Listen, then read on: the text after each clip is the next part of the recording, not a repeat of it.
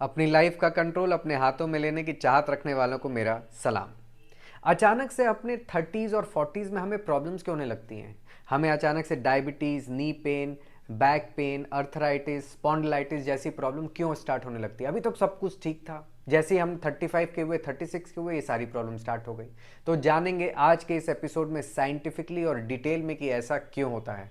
आप मिस मत करिएगा और अगर आप मेरे चैनल पर नए हैं तो सब्सक्राइब करना भी मत भूलिएगा। आइए स्टार्ट करते हैं। Welcome back. बहुत लोग परेशान रहते हैं कि हम अभी तक तो कुछ नहीं कर रहे थे और जो भी किया अपने 20s में किए, उसके बाद मैंने सब कुछ छोड़ दिया। फिर हमारे 30s में, लेट 30s में या 40s में हमें डायबिटीज़ क्यों हो गया, हमें नी में पेन क्यों होगा। समझिए इस चीज़ को, और समझना बहुत ज़रूरी है और अभी भी हम इस चीज़ को करेक्ट कर सकते हैं, रिकवर कर सकते हैं। हमारी बॉडी में दो प्रोसेसेस हमेशा चलते रहते हैं और ये दोनों प्रोसेस साइमल्टेनियसली चलते हैं। उन प्रोसेस को हम बोलते हैं रीजेनरेशन एंड डीजेनरेशन। रीजेनरेशन का मतलब होता है कि कुछ बनना और डीजेनरेशन का मतलब होता है कुछ टूटना। अब हमारी बॉडी सेल से बनी हुई है।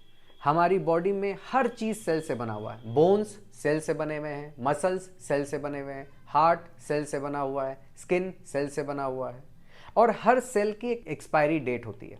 ऐसा नहीं होता कि जो सेल आपके पैदा होने के समय था वही सेल आज तक आपकी बॉडी में है, बिल्कुल भी नहीं। फॉर एन एग्जाम्पल, आरबीसीज जो आपके ब्लड में पाया जाता है, रेड ब्लड सेल्स, इसकी लाइफ 120 डेज की होती है, यानी कि 120 डेज के बाद सेल्स मरने लग जाते हैं। अब सारे के सारे सेल्स एक साथ नहीं मरते, धीरे धीरे सेल्स डेड हो रहे होते हैं और उसकी जगह नए सेल्स बन रहे होते हैं और इसी बनने के प्रोसेस को हम बोलते हैं रीजनरेशन और इसी टूटने के प्रोसेस को हम बोलते हैं डीजनरेशन। जब आप अपने यंग एज में होते हैं, यानी कि आप 30 के अंदर में हैं या 25 के हैं, तो आपकी बॉडी में जो रीजनरेशन का प्रोसेस है वो ज़्यादा तेज है कंपेयर टू डीजनरेशन प्रोसेस। अब सपोज कर लेते हैं कि ये एक हड्डी है। अब इस हड्डी पे दोनों प्रोसेस समान तरीके से अप्लाई हो रहे हैं, रीजनरेशन और डीजनरेशन। यानी कि बोन्स टूट भी रहे हैं और बोन्स बन भी रहे हैं। इनके लिए क्या चाहिए? कैल्शियम चाहिए और भी फॉस्फोरस चाहिए और कई सारे मिनरल्स हैं।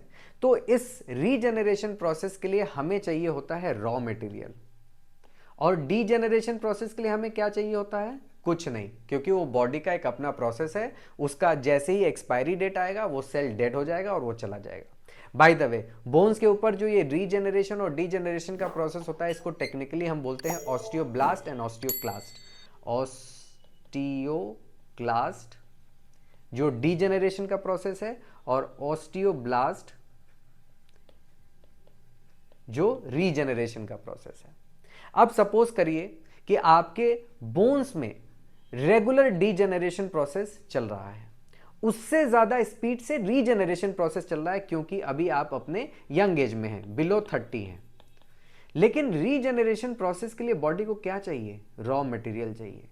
ये रॉ मटेरियल कहां से मिलेगा? ये रॉ मटेरियल मिलेगा न्यूट्रिशन से, जो आप खाना खा रहे हैं, यानी कि मैक्रो और माइक्रो। मैक्रो मतलब कार्बोहाइड्रेट, प्रोटीन, फैट, माइक्रो मतलब वाइटामिन, मिनरल्स एंड एवरीथिंग। तो ये सब चीज यहां से मिलेगा। तो बॉडी में डीजनरेशन तो लगा हुआ है, उसके लिए बॉडी को कुछ नहीं चाहिए, लेकिन जैसे ही रीजनरेशन प्रोसेस के लिए बॉडी रॉ मटेरियल को ढूंढती है और रॉ मटेरियल के लिए जब वो ब्लड में जाती है तो ब्लड में उसको वो रॉ मटेरियल मिलते ही नहीं है, और मिलते भी हैं तो बहुत ही लो क्वालिटी के मिलते हैं। लो क्वालिटी का मतलब कि ये रॉ मटेरियल कहां से आ रहा है? जंक फूड से आ रहा है। ये रॉ मटेरियल कहां से आ रहा है? अल्कोहल से आ रहा है। ये रॉ मटेरियल कहां से आ रहा है? आपके स्मोकिंग से आ रहा है। तो जब आप ऐसी चीजों का सेवन कर रहे होते हैं अपने इस यंग एज में, जिस एज में आपको ऐसा लगता है कि आपको राइट है कि आप जैसे अपनी लाइफ जिए, और बिल्कुल आपका राइट है, लेकिन उस लाइफस्टाइल में आप क्या खो रहे हैं ये भी समझ लीजिए। रीजनरेशन प्रोसेस में आपकी बॉडी को जब अच्छी मात्रा में रॉ मटेरियल चाहिए तो उसको नहीं मिल पाता।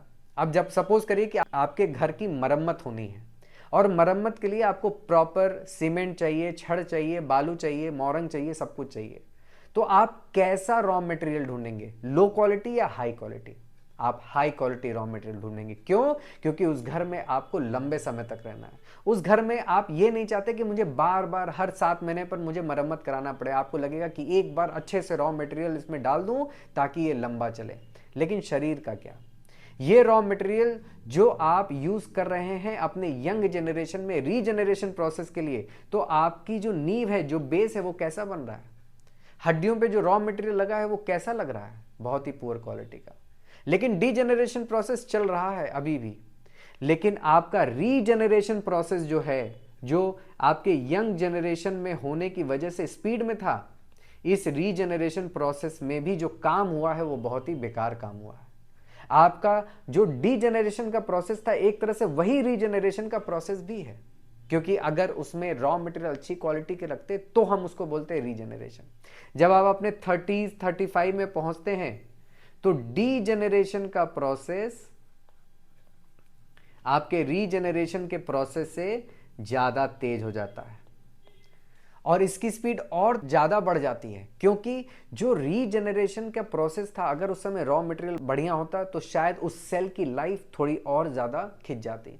लेकिन चूंकि रॉ मटेरियल ही खराब था, तो जो डीजनरेशन हमारा, सपोज कर लीजिए आरबीसीज का 120 डेज में होना था, वो और 100 डे में ही हो जाता है या फिर 80 डे में ही हो जाता है।